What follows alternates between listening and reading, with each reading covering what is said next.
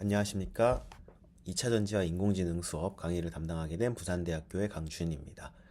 이번 주차에서는 우리 인공신경망을 좀 더 알아보게 되는 이제 딥러닝과 그와 관련된 기술들을 하나씩 배워볼 거고요. 처음부터 딥러닝에 대해서 너무 어려운 내용을 다 다루기에는 쉽지가 않기 때문에 조금 이제 인공지능 관련된 거 몇 가지 좀 더 복습을 해보시고, 그 다음에 딥러닝으로 가기 위해서 기본적으로 필요한 인공지능적 관점과 우리가 어떤 것들을 배워야 되는지의 기초적인 지식들을 좀 배우는 그런 주차가 되게끔 강의를 진행하도록 하겠습니다.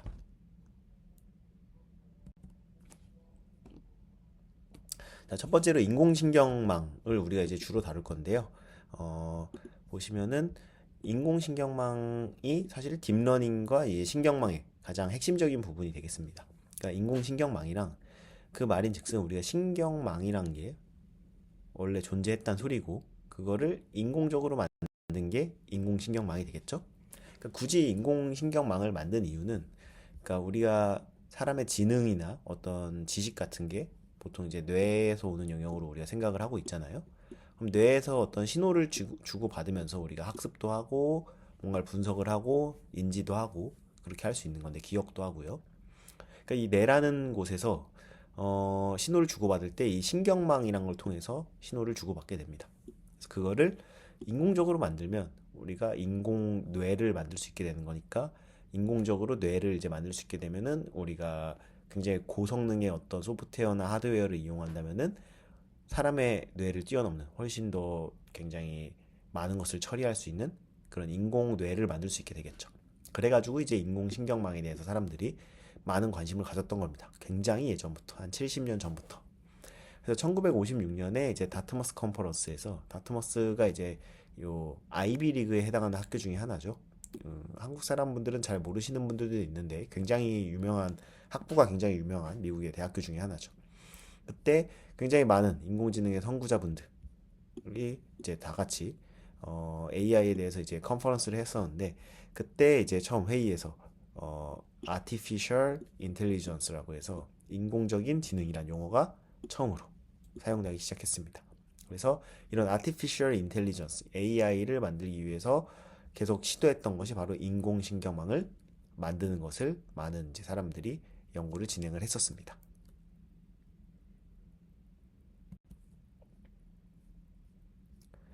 자, 그래서 간단하게 이제 중요한 개념들이 어떻게 발전했는지를 시간의 흐름에 따라서 봐보시면, 이제 1956년에 Artificial Intelligence에 대한 연구가 시작이 됐고, 그 이후에 이제 이 신경망을 구현하기 위해서 퍼셉트론이라는 요 개념이 나오게 됐고요. 프랑크 로젠블라트라는 사람이.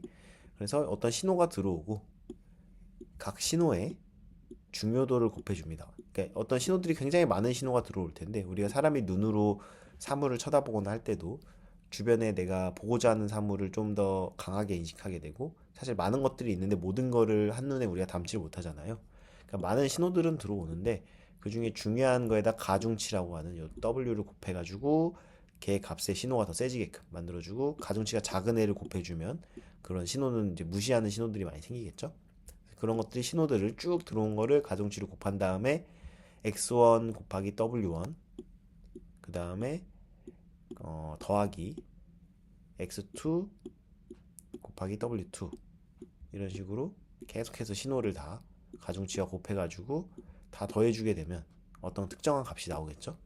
그 특정한 값이 우리가 원하는 어떤 기준값을 넘으면 넘는 거에 해당하는 값이 나오고, 못 넘으면은 뭐 예를 들어서 넘으면 1이 나오고 못 넘으면 0이 나오고. 근데 어떤 펑션 함수를 이용하게 되면은 0일 뿐만 아니라 뭐 0.8이 나오게 할 수도 있을 거고요. 뭐 1.2가 나오게 할 수도 있을 거고요. 그 다양한 값이 나오게 하는 이런 액티베이션 함수 같은 걸 또 써줄 수가 있게 되겠죠. 어찌됐건 이 기본적인 개념인 퍼셉트론이 처음 이제 제안이 됐고요. 그 다음에 요걸 이용하게 되면은 뭔가 사람들이 인공지능을 이제 만들 수 있겠다. 왜냐면 퍼셉트론을 이용하면 생각보다 꽤 많은 선형적인 특성들을 다 예측이 잘 되더라라는 걸 알았는데, 꽤 그 다음에 발전이 잘 안 되고 있었는데, 그 시간이 지나서 1969년에 마빈 미스키가 XOR 게이트란 걸 제안을 하면서, 그러니까 선형적으로 이 검은색과 흰색을 구분할 수는 있지만, 우리가 여기도 흰색이 있고 검은색이 세 개 있으면 이 직선으로 구분이 한데, XOR 게이트란 거는 이 직선으로 검은색은 검은색끼리 흰색은 흰색끼리를 나눌 수가 없습니다. 얘를 나누려면은 뭔가 이런 식의 곡선이 필요하죠. 곡선이 들어가는 걸 우리가 뭐라고 한다? 비선형성이 있어야 된다. 네. 근데 대부분의 세상에 일어나는 일들은 선형적인 특성보다는 비선형적인 굉장히 복잡한 특성. 그러니까 직선으로 모든 게 다 그러니까 OX 문제로 해결이 되면은 굉장히 예측이 쉬울 텐데 실제로는 너무 수많은 변수들이 많이 존재하고 예를 들어서 자율주행하는 자동차가 주변 환경을 인식해서 혼자서 운전을 해나가야 되는데 얘한테 선택지가 뭐 엑셀을 밟는 거 아니면 브레이크 밟는 거 딱 두 개 OX로만 주어진다면 꽤나 많은 경우를 다 이 퍼셉트론만으로 해결할 수 있을 테지만 실제로는 여러 가지 인식을 하면서 좌회전을 하거나 우회전을 하거나 또는 주변에 차가 나오는 걸 인식하면서 잠깐 속도를 늦춘다거나 여러 가지 그런 복잡한 현상들을 맞추기 위해서는 비선형성이 굉장히 중요하다는 것을 알 수 있습니다. 자, 그 다음에 더 시간이 흘러서 이러한 비선형성을 갖기 위해서 사람들이 찾아낸 게 퍼셉트론을 여러 개 엮어서 다층 퍼셉트론을 만들어주면은 해결이 가능하다. 그러니까 이 퍼셉트론이 원래 하나였는데 퍼셉트론에다가 퍼셉트론을 또 연결하고 또 퍼셉트론을 연결하고 이런 식으로 연결을 시켜주면은 비선형성이 생긴다는 걸 알았습니다, 사람들이. 그래서 이 퍼셉트론을 엄청나게 많이 연결하면 그걸 뭐라고 부르죠? 우리가 딥러닝이라고 부르는 거죠. 이 딥러닝, 엄청나게 많은 퍼셉트론을 학습시켜갖고 사람의 뇌도 엄청나게 많은 이 퍼셉트론이 있는 것 같거든요. 근데 이 엄청나게 많은 거를 만든 다음에 예측을 잘 하게끔 학습을 시켜야 되잖아요. 그러니까 학습을 시키려면은 구하는 건 뭐냐면 이 W 값을 찾는 게 목표입니다. 목표. 학습을 시켜갖고. 왜냐면 요거는 그냥 들어오는 주변 환경으로부터 들어오는 값이고 얘는 출력값. 그러니까 처음에 우리가 어떤 환경이 있을 때는 답이 뭐다라는 걸 알려준 다음에 그걸 잘 예측하는 W를 찾는 거죠. 그럼 W1, W2, W3, W4 막 엄청 많을 텐데 이 퍼셉트론이 늘어나면 늘어날수록 가중치 개수도 기하급수적으로 늘어나게 됩니다. 그리고 이 수많은 가중치 개수를 다 구하려면은 우리가 역전파라는 걸 해가지고 거꾸로 돌아오면서 에러가 줄어들게끔 W 값을 피팅시키는 그런 기술이 있습니다. 역전파 관련된 그것도 이제 수업 중에 배울 겁니다. 그런 기술이 나와서 학습에 대한 효율이 꽤 좋아지게 됐고요. 근데 이렇게 보면은 이 뒤로 가면 갈수록 이 기울기 소실 문제가 발생해서 그러니까 신경망이 학습이 잘 안 되는 그런 단점이 있었습니다. 근데 그걸 이제 해결하기 위해서 나온 방법 중에 하나는 이제 제프리 힌튼 교수님이 이제 제안해주신 렐루라는 굉장히 유명한 활성화 함수죠. 여기 보면 여기 함수에 해당하는 데다가 렐루 펑션이라는 애를 넣어주면 원래는 시그모이드라는 함수를 썼는데 뭐 기본적인 퍼셉트론은 계단 함수를 쓰게 되고요.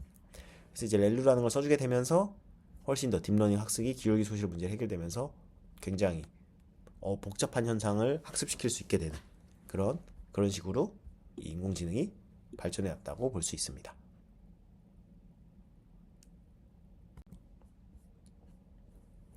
자, 그러면은 인공신경망이란 잘 생각을 해보시면 사람의 뇌는 제가 이제 뭐 뇌공학자는 아니라 정확히 뉴런의 모든 걸 다 알지 못하지만 어떤 전기적인 신호가 들어오면 그 신호를 반대쪽으로 얼마 뭐 전달을 할지 안 할지 또는 한다면 어느 정도만큼 전달할지 뭐 이런 것들이 우리 뇌의 그림 같은 거 보면 막 신호들이 반짝반짝반짝 전기적인 신호는 이동 속도가 엄청나게 빠르니까요. 막 신호를 전달하면서 뭐 기억을 할 때는 뇌의 뭐 이쪽 부위가 활성화되고 뭐 맛있는 걸 먹었을 때는 뭐 이쪽 부위가 활성이 되고 뭐 이런 식으로 어느 부분이 활성되냐에 따라 신호를 어떻게 주고받고 하면서 우리가 뭐 맛을 느끼기도 하고 기억을 되돌리기도 하고 뭔가 판단을 내리기도 하고 공부할 때는 뭐 어디가 활성화되고 이런 것들이 결정이 되겠죠. 그러니까 굉장히 많은 이 뉴런들이 많으면 아까로 치면 퍼셉트론, 뉴런이 퍼셉트론이라고 보시면 됩니다. 퍼셉트론 개수가 굉장히 많으면 엄청나게 복잡한 현상도 예측이 가능하다는 거죠. 그래서 보시면은 이 뉴런과 뉴런 사이를 연결시켜주는 걸 이제 시냅스라고 하는데 시냅스 역할을 하는 게 어떻게 보면 아까 가중치 W 값을 우리가 학습을 통해서 구한다고 했잖아요.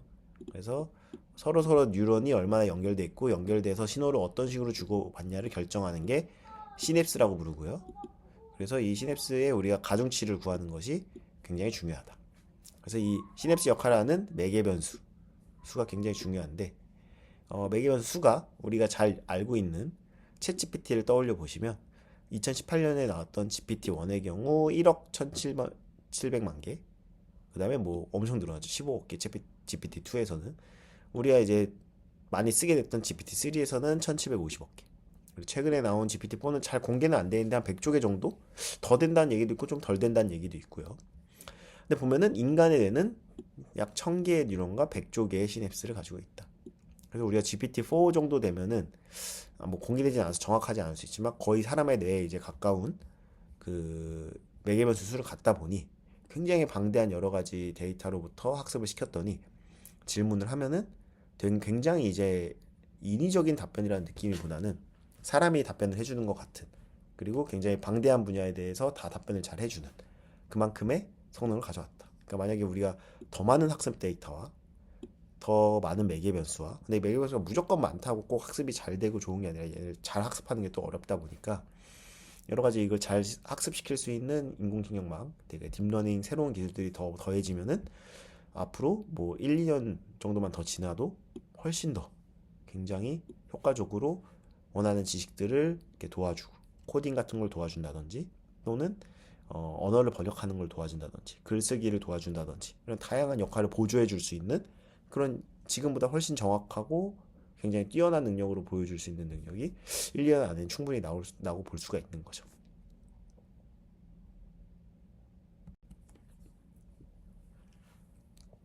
자, 그래갖고 결국에는 이 인공신경망은 사실 복잡한 기술들은 우리가 배울 건 아니고 기초 시작이 되는 퍼셉트론만 잘 이해해 주셔도 사실 인공신경망의 절반은 이제 넘고 시작한다고 보시면 됩니다. 그래서 우리가 어떤 정해진 신호들이 있겠죠. 우리가 학습하고 싶은 어떤 데이터가 들어올 수도 있고요. 우리가 만약에 배터리에 뭐 적용을 하고 싶다 하면은 여기다가 배터리 뭔가 성능을 예측하고 싶다. 성능이란 게 전기 자동차가 지금 몇 킬로 정도 갈 건지, 이러한 배터리를 만들면. 근데 그 환경이 뭐 현재 운전하는 운전자의 뭐 밖의 기온이 여름인지 겨울인지에 따라서 주행거리가 달라질 수 있으니까요. 뭐 밖의 기온이 뭐 20도다. 그리고 뭐 운전자가 운전 경력이 더 높은지, 뭐 여러 뭐가 인풋으로 들어갈지 몰라요. 운전을 뭐 한지 1년 된 사람인지 10년 된 사람인지, 또 타이어는 현재 새 건지, 타이어 아니면은 사용한 지 뭐 몇 년 됐는지, 뭐 이런 것들을 여러 가지 우리가 고려해 줄 수 있잖아요. 배터리 전기차가 얼마나 오래 갈지가. 사실은 배터리 성능 자체가 왕창 좋으면 물론 오래 갈 건데 여러 환경적인 요인 때문에 주행거리가 충분히 줄어들 수 있단 말이에요. 그래서 그런 것들 있을 때 걔네들의 중요도를 서로 곱해주고, 얘랑 곱하고, 얘랑 곱하고, 얘랑 곱하고, 각각 곱한 걸 여기 이렇게 다 더해주시게 되면은 각각 곱한 거를, 그러면은 이런 식으로 기준값이 넘으면은 뭐 0이 나오거나 못 넘으면 1이 나온다는 게 원래는 처음에 나왔던 이 퍼셉트론의 개념이죠. 실제로는 이제 요 0, 1 말고도 다른 값도 나오게 바꿔지게 되죠. 그래서 이제 처음에 제안한 퍼셉트론이 되겠고요. 그리고 여기를 바탕으로 기준값을 이제 세타라고 뒀는데, 이제 세타를 그냥 넘겨서 0을 넘냐 넘지 않냐로도 우리가 바꿔줄 수가 있게 됩니다.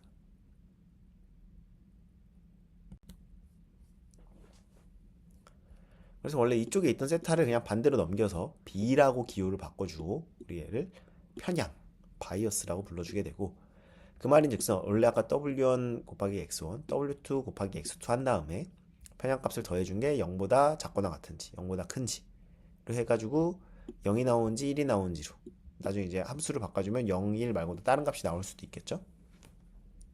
그래서 보면은 요 웨이트 곱해주는 애들은 들어오는 신호에 얘가 얼마나 중요한지를 결정해 주는 거죠. 뭐 얘가 엄청 크다면은 이 x1의 중요도가 굉장히 크다는 거고요. 그러면 편향은 뭐냐면 여기다 그냥 1이라는 x 값이 하나 들어온다고 보고 곱하기 b를 해준다고 하면 됩니다. 근데 결과적으로 b랑 요거 더해주고 요걸 더해주잖아요. 그 말인즉슨 편향은 얼마나 신호 전달이 쉽게 되는지, 그러니까 편향값이 크면 클수록 얘네들이 누가 중요한지 상관없이 항상 출력값이 뭐 1이 나오게끔 더 도와줄 거 아니에요.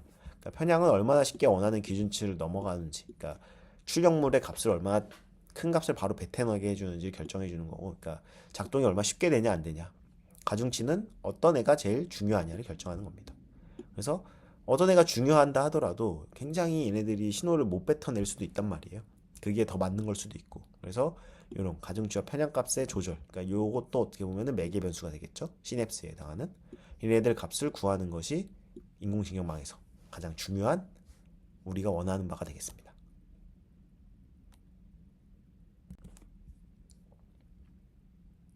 자, 그래가지고 이렇게 원하는 신호가 들어왔을 때 곱하기를 해준다 했고요.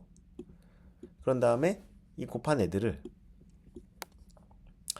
이제 그 아까는 값이 원하는 값이 0보다 작으면 0이고 0보다 그러니까 같거나 작으면 0이고 0보다 크면은 그때는 값이 1이 나온다. 여기가 기준 0으로 돼서요. 출력값이 0이거나 1이거나 이거를 우리가 계단처럼 생겼다고 해서 이제 스텝 펑션, 계단 함수라고 부르게 되겠죠.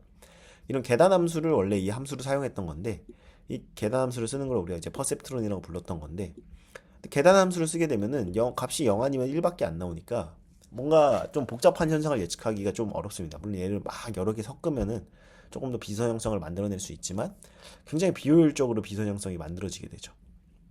그래서 이러한 문제를 해결하는 가장 쉬운 방법은 그냥 이 함수를 조금 더 복잡한 함수를 써주면 되겠죠. 자, 그래가지고 그러한 액티베이션 펑션은 우리가 아까 뭐 렐루 함수도 있고요, 시그모이드 함수, 하이퍼 탄젠트 여러 가지 종류의 그 액티베이션 펑션들이 있겠죠. 그래서 그러한 함수들까지 이용하면 우리가 이제 인공신경망을 예를 들어서 배터리 수명을 예측하고 싶다. 얘가 얼마나 오래 갈지. 그러니까 뭐 당장 한 번 충전해서 몇 킬로 가냐가 아니라 얘를 지금 우리가 매번 충방전하면서 쓰고 있는데 앞으로 뭐 5년은 더 쓸 수 있을지 10년은 더 쓸 수 있을지 현재 배터리 용량의 뭐 한 절반까지 가는데 몇 년 정도가 걸릴 것 같다.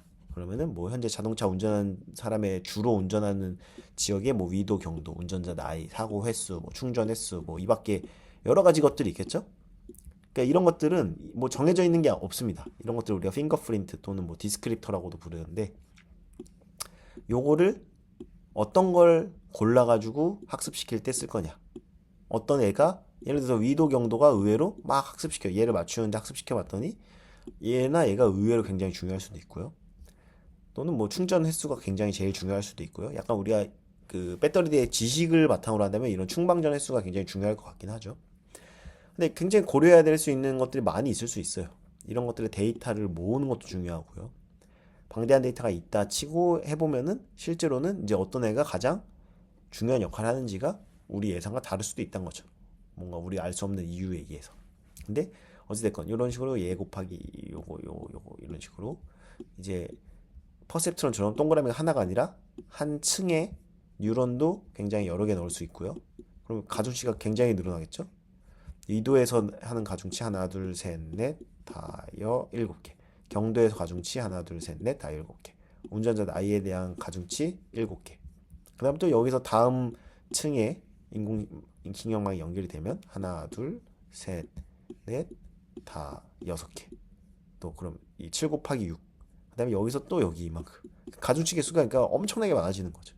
그럼 딥러닝이라고 하면 아까 매개변수 수가 막 100조 개. 그러면 이제 한 번 학습하는데 데이터 들어오고 물론 아직은 잘 안 맞겠지만 이미 이제 처음 초기값 매개변수 값을 막 넣고 곱해서 예상하는 결과를 예측을 하는데도 계산하는 게 뭐 100조 개를 막 계산을 해야 되니까 요새 컴퓨터 성능이 아무리 좋아졌다고 해도 그런 걸 전체 계산을 빨리 하기 위해 우리가 이제 횡렬화도 하고 뭐 백프로파게이션 해가지고 뭐 좀 빨리 계산하는 법도 만들고 막 이런 걸 해가지고 최대한 계산 속도를 향상시키긴 했어도 그만큼은 계산하는 데는 굉장히 오랜 시간이 걸립니다. 그래픽 카드를 엄청 비싼 걸 쓴다 하더라도. 그래갖고 우리가 이런 딥러닝에 해당하는 엄청나게 많은 애는 어떤 애를 고려할지도 중요하고 걔네들 중에 누가 중요할지 나중에 아는 것도 중요하고 얘네들 데이터를 모으는 것도 중요하고 예측하는 게 뭔지도 정하는 게 중요하고 학습시키는 과정도 중요하고 학습을 어떻게 더 효율적으로 시킬지 이 층수 하나 둘 셋 넷 이런 층수라고 부르는데 층수는 몇 개를 할 건지 이 뉴런 개수는 몇 개를 해줄 건지 이런 것들은 우리가 다 조절을 해줘야 된다. 하고 이걸 통해서 우리가 특정 값을 예측을 할 수 있게 되는 거죠. 반대로 이제 분류 문제라고 해가지고요. 이런 똑같이 용량 전압 뭐 안에서의 얘네들이 뭐 액체일 수도 있고요. 약간 뭐 고온에서 점도를 뛸 수도 있고 뭐 무게가 있을 수도 있고 여러 가지 또 고체적인 배터리 특성이 있을 수 있잖아요. 이런 걸로 예를 들어서 고체 전해질을 뭐 찾고자 한다. 어떤 애가 뭐 어땠는지 분류를 하는 거죠. 결과로부터 분석을 할 때. 그랬을지 막 인공신경망을 통해서 결론적으로 얘가 옥사이드가 될 확률이 뭐 0.9, 설파이드는 0.1, 황화물, 할라이드는 0.0이다. 뭐 이런 식으로 나왔으면은 옥사이드 산화물의 확률이 90%, 설파이드의 확률이 뭐 10% 이런 식으로 어떤 정보로부터 배터리 종류나 뭐 고체전질 안에 물질의 소재를 분류하는 용도로도 우리가 딥러닝을 활용할 수 있다. 뭐 이건 아직 뭐 딥러닝이라고 부를 수준은 아닌데요. 어찌됐건 기본적으로 요거를 더 방대한 데이터와 더 많은 층수와 엄청나게 많은 뉴런수, 매개 변수도 늘어나고 거기에다가 여러 가지 좀 새로운 방법론들 많이 적용시키면 우리가 그런 거를 사실 이제 그때 가서야 딥러닝이라고 부를 수 있게 되는 거죠.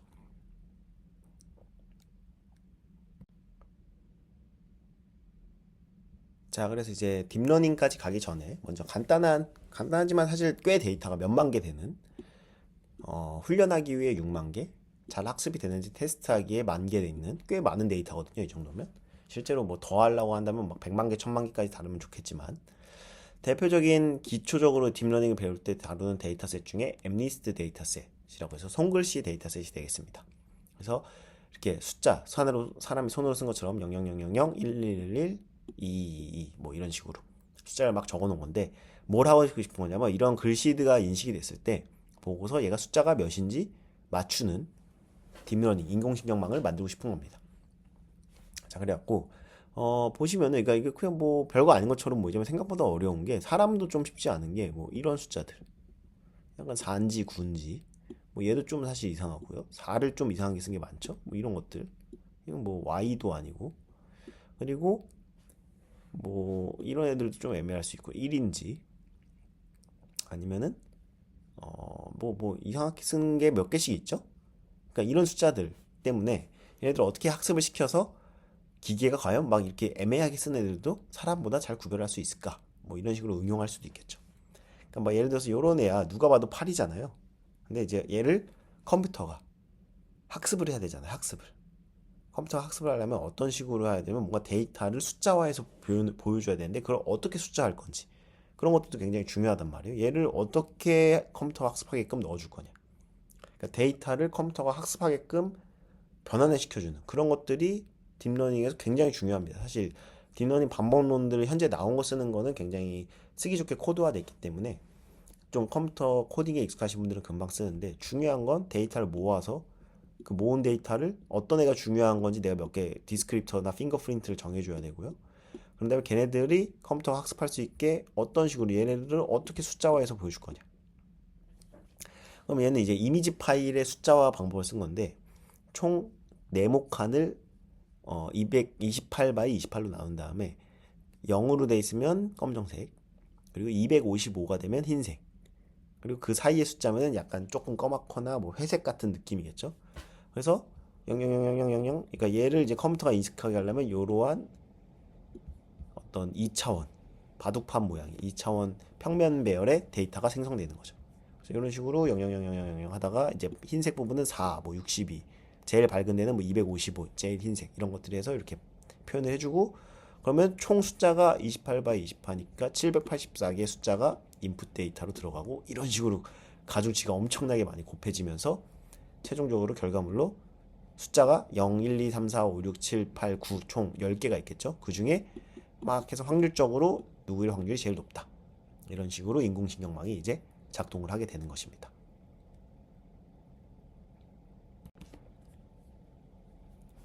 자, 그래서 보시면은 우리 이제 코드는 그냥 참고용으로만 한번 봐주세요. 직접 한 번씩 코드 관심 있으신 분들 이거 쓰는 법 좀 찾아보셔서 직접 써보셔도 좋고요.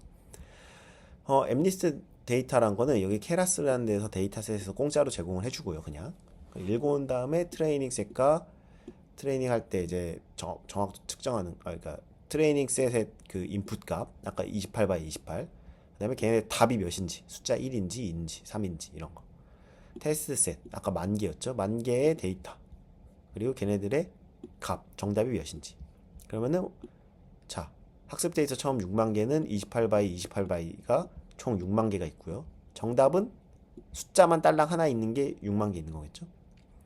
다음 테스트용도 만개도 28 by 28짜리가 만개 있고 정답만 만개 있는.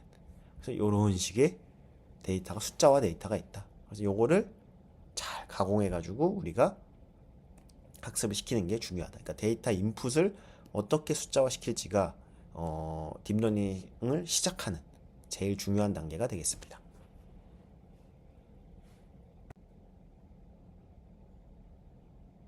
네, 이상으로 딥러닝 관련 첫 번째 강의를 마치도록 하겠습니다. 감사합니다.